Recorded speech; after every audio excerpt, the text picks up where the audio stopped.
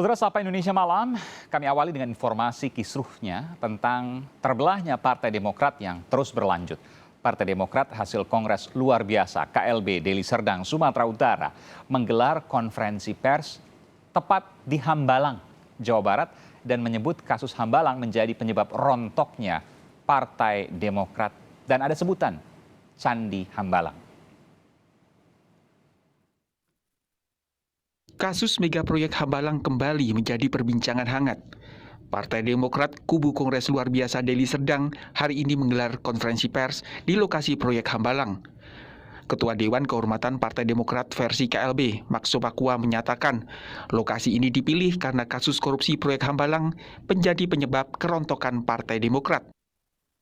Tanpa menyebut nama, Max Sopakua menyatakan hingga kini masih ada nama-nama yang terlibat kasus korupsi Hambalang namun belum tersentuh hukum. Tapi kenapa kita buat di sini? Substansinya harus Anda catat. Tempat inilah, proyek inilah adalah salah satu bagian yang merontokkan elektabilitas Partai Demokrat ketika peristiwa-peristiwa itu terjadi.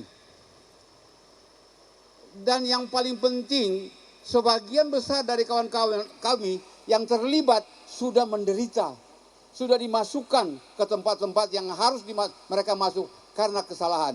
Tetapi ada yang tidak tersentuh hukum. Yang juga menikmati hasil dari sini ada yang tidak tersentuh hukum. Sampai hari ini belum. Wakil Sekjen Partai Demokrat kubu Agus Harimurti Yudhoyono, Rinanda Bakhtiar setuju jika kasus Hambalang akan diusut lagi untuk mengetahui siapa yang terlibat namun belum diproses hukum. Namun jika ada yang disampaikan Partai Demokrat KLB tanpa didasari bukti, maka pihaknya akan membawanya ke proses hukum. Saya rasa ini kita anggap sepi aja ya Mbak Cindy. Jadi gini, sekali lagi saya nyatakan bahwa semua yang dinyatakan terlibat itu sudah diproses pengadilan. Saya setuju nih kalau Bang Max bilang tadi bahwa ada pihak-pihak yang belum diproses, belum diperiksa dalam kasus Hambalang. Kita dukung sepenuhnya. Kita kalau perlu kita bongkar lagi kasus Hambalang. Biar kita tahu jelas siapa sebenarnya orang-orang yang terlibat yang belum diproses hukum. Saya ingatkan ini masalah hukum. Kalau misalnya ada pernyataan dari pihak sana ya yang tanpa punya bukti, punya data menyebutkan nama-nama nanti secara fitnah, hoax lagi bahwa nama-nama yang ada di Partai Demokrat sekarang misalnya itu adalah punya keterlibatan di sana dan tidak terbukti, ya tentu kita akan tempuh jalur hukum, Mbak. Oke. Proyek Hambalang merupakan pembangunan proyek pusat pendidikan, pelatihan, dan sarana olahraga senilai 2,5 triliun rupiah. Hasil audit Badan Pemeriksa Keuangan BPK pada tahun 2013, kerugian negara akibat kasus ini mencapai 463,66 miliar rupiah. Kasus korupsi proyek Hambalang telah menyeret sejumlah politisi Partai Demokrat ke dalam penjara, antara lain mantan Ketua Umum Partai Demokrat Anas Urbaningrum, mantan Bendahara Umum Demokrat Muhammad Nasarudin, mantan anggota DPR Angelina Sondah, serta mantan Menpora Andi Malarangeng. Saat ini kondisi proyek Hambalang yang diproyeksikan menjadi pusat pelatihan atlet bertaraf internasional, kondisinya terbengkalai. Pemerintah telah mempertimbangkan untuk melanjutkan pembangunan proyek ini. Tim Liputan Kompas TV. Saudara Partai Demokrat versi Kongres luar biasa, KLB menyebut ada yang terlibat kasus Hambalang. Namun hingga kini belum tersentuh hukum. Siapa yang dimaksud dan mengapa kasus ini digulirkan kembali? Kita akan membahasnya bersama juru bicara Partai Demokrat, hasil KLB Deli Serdang, Sumatera Utara, Muhammad Rahmat. Lalu ada Wasekjen Partai Demokrat, pimpinan Agus Harimurti Yudhoyono AHY, Jansen Sitindaun. Saya ke Bung Rahmat. Bung Rahmat, jelas mendengar saya ya? Aiman, Kompas TV. Ya, Mas Aiman. Iya, jadi penunjukan tempat konferensi pers di Hambalang itu karena menunjukkan bahwa Hambalang adalah penyebab rontoknya Partai Demokrat pada pemilu lalu, atau mau merujuk pada orang-orang yang sampai saat ini belum diproses hukum terkait kasus korupsi Hambalang? Ya, dua-duanya benar ya, Mas Aiman. Jadi Hambalang itu adalah tempat bersejarah bagi Partai Demokrat karena dari kasus Hambalang inilah Pak SBY pertama kali melancarkan kudeta politik dan kudeta hukum. Pak SBY melancarkan kudeta? Ya, kepada Gimana Ketua ceritanya? Umum Partai Demokrat, waktu itu Anas Urbaningrum. Ya. Jadi setelah Pak SBY gagal melakukan kudeta politik kepada Ketua Umum terpilih yang sah waktu itu, maka kemudian Anas Urbaningrum mengalami kudeta hukum dari Pak SBY dengan cara menaikkan kasus Hambalang. Tunggu sebentar. Jadi ini kita bicaranya agak bergeser nih. Jadi versi KLB, Demokrat versi KLB Deli Serdang menuding bahwa ya ada kudeta yang dilakukan Pak SBY ketika Pak SBY tidak jadi ketua umum, harus jadi ketua umum. Saya lupa tahun berapa itu, 2010 kalau tidak salah ya. 2013. Oh 2013. 2013. Lalu kemudian menggergaji Anas Urbaningrum dalam tanda kutip ya dengan kasus hukum. Artinya kasus hukum Anas Urbaningrum itu adalah kerjaan Pak SBY. Anda mau mengatakan itu? Ya, jadi Anas Urbaningrum yang dikait-kaitkan dengan Hambalang itu kan kesan hukumnya sangat dipaksakan. Ya, kalau dari audit BPK, kalau kita lihat rekam digitalnya, itu kerugian negara tidak ada hubungannya dengan Anas. Tapi kan sudah terbukti di pengadilan, sudah banding bahkan. Kalau kita lihat di pengadilan itu kan duitnya bukan dari Hambalang itu. Jadi maksud Anda? Hambalang itu hanya pintu masuk untuk menjadikan Anas tersangka. Oke. Dan terbukti di pengadilan, bahkan sampai tingkat berikutnya. Tetapi keputusan Anas dihukum oleh KPK di pengadilan, Anas dihukum itu bukan karena kasus Hambalang, itu karena kasus lain. Karena kasus lain? Kasus apa itu? Setahu saya, seingat saya juga itu karena kasus Hambalang.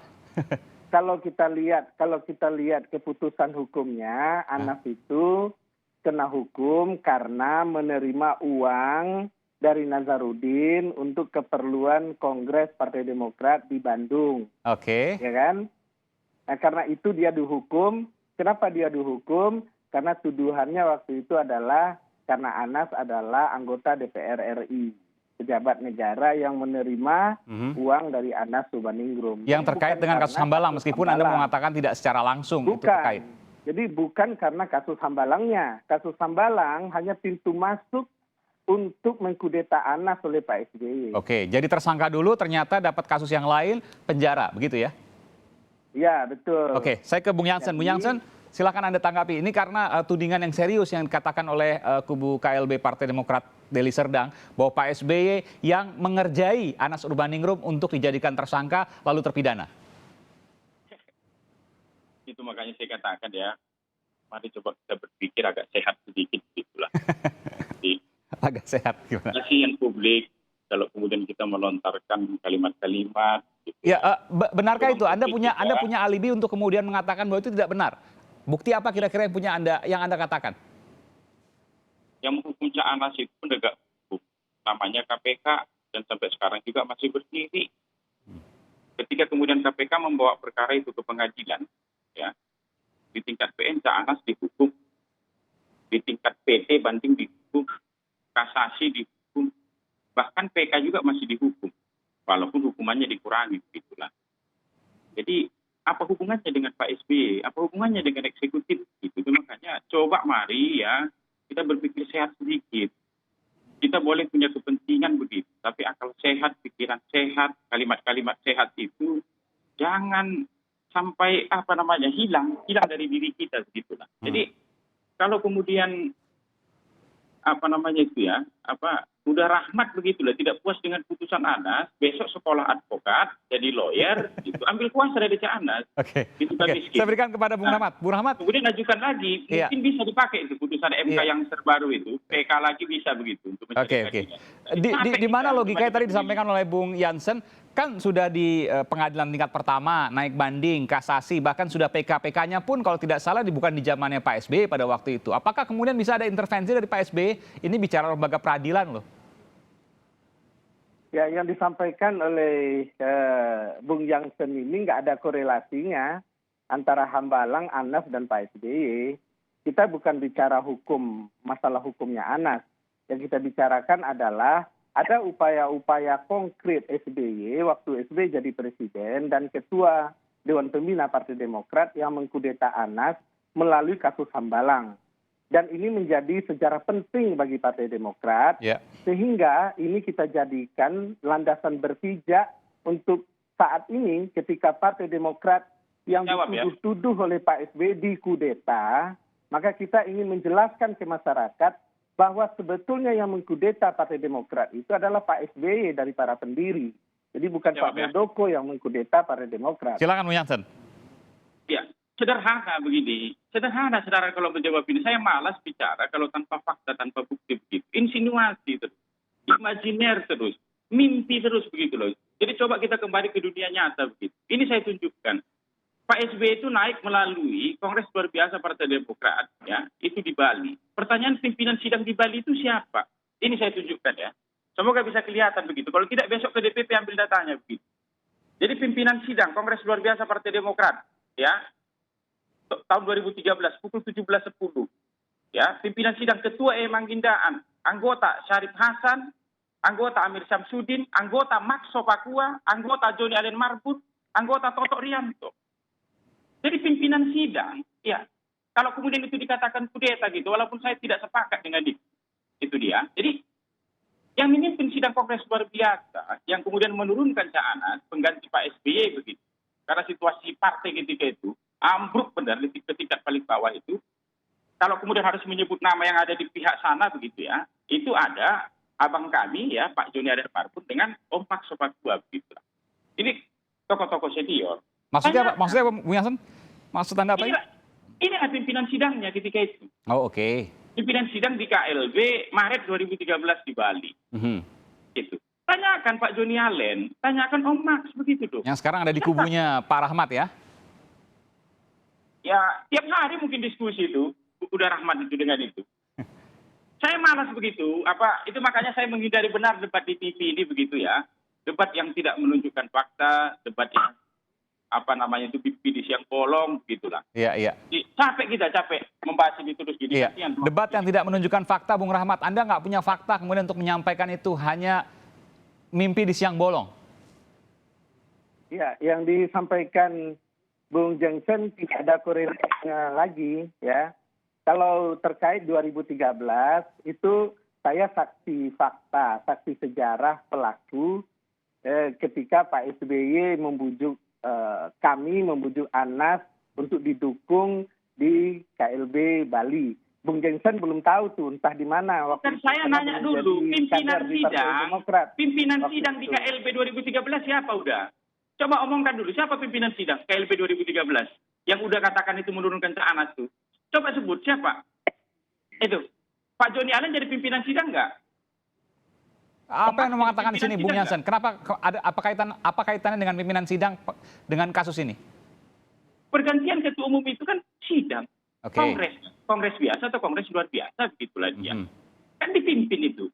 Ada pimpinan sidang begitu. Sama seperti misalnya kalau Mas Saiman ke pengadilan, yang menghukum Mas Saiman begitu atau membebaskan misalnya dalam bentuk vonis kan hakim.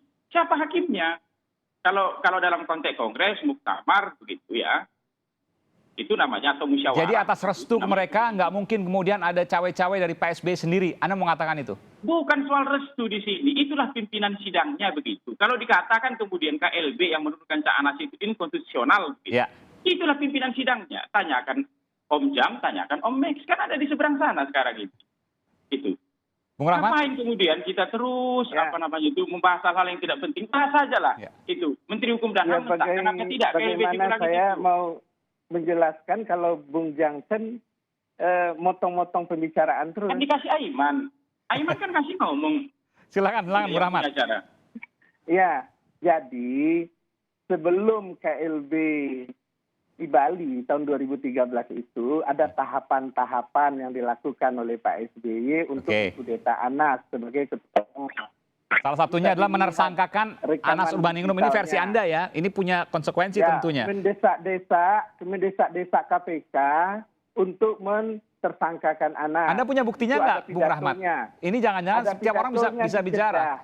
Rekaman misalnya atau ada kertas, tulisan dan lain sebagainya. ada pidatonya Pak SBY di Jeddah, ya, di Arab Saudi, yang mengatakan kepada KPK, tolong dijelaskan status Anas menjadi tersangka. Kalau tidak jadi tersangka, tolong dijelaskan kenapa tidak jadi tersangka. Ya kan? Itu ada upaya itu. Itu pernyataan terbuka. Saya lupa soalnya. Itu pernyataan terbuka? Pernyataan terbuka Pak SBY. Apa artinya pernyataan itu kemudian ketika dikaitkan dengan itu mengkudeta Anas? 3 hari atau 4 hari setelah itu bocor sprindik KPK yang mentersangkakan Anas. Lalu keluarlah sprindik Anas yang oleh Wiwin Suwandi waktu itu ya. Kasus Hambalang tersangkanya dan proyek-proyek lainnya. Ya kan? Nah, setelah didalami oleh KPK, ada audit BPK tentang kasus Hambalang, maka tidak ada di situ rekaman Anas mengkorupsi uang Hambalang. Saya, Bung Rahmat, saya harus katakan, saya saksi hidup pada waktu itu karena saya mewawancara eksklusif Wiwin Suwandi yang membocorkan sprindik Anas Urbaningrum. Saya ingat betul pada saat itu Wiwin Suwandi mengatakan bahwa ia sebel, ia kecewa karena sebenarnya sudah jadi tersangka tapi tidak ditetapkan tersangka oleh KPK. Sehingga kemudian itu dibocorkan yang akhirnya berujung pada sidang kode etik bagi Abraham Samad. Justru pada waktu itu KPK sudah yakin penetapan tersangka terhadap Anas Urbaningrum, tapi kemudian tidak dikeluarkan. Saya mewawancara eksklusif pada waktu itu Wiwin Suwandi. Iya, kalau memang yakin menjadi tersangka Hambalang, lalu kenapa putusannya Anas bukan kasus Hambalang? Ya itu tentu itu menjadi perkembangan di persidangan. Apa kaitannya ketika kemudian kasusnya itu tidak adalah mentersangkakan Jadi Anas? Pertanyaan saya sederhana sesungguhnya. Karena saya tetap berdiri di tengah, tapi saya ingin kemudian mengajak publik untuk, ya Bung Rahmat, saya ingin mengajak publik kemudian untuk melogikakan apa yang kemudian Anda sampaikan. Sampai detik ini Anda tidak bisa membuktikan satupun bukti yang kemudian disampaikan. Termasuk juga pertanyaan saya ketika kemudian disampaikan oleh Pak Makso Pakua yang mengatakan bahwa Mas Iba sendiri belum diproses terkait kasus Hambalang. Benarkah pernyataan itu? Saya akan segera kembali saat lagi. Tetap bersama kami di Sapa Indonesia Malam.